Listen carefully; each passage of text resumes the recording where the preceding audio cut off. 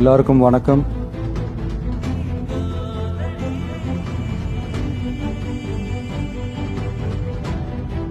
நேற்று குஜராத்தில் ஒரு மிகப்பெரிய ரொம்ப சோகமான ஒரு இன்சிடெண்ட், ஒரு ஆக்சிடெண்ட் ஒன்று நடந்தது. ஒரு ஃப்ளைட் கிராஷ். சில வீடியோஸ், சில ஃபுட்டேஜஸ், சில அந்த ஃபோட்டோஸ்லாம் பார்க்கும்போது உண்மையிலேயே மனசே பதறுது. அடுத்த நொடி நிச்சயமில்லாத வாழ்க்கை.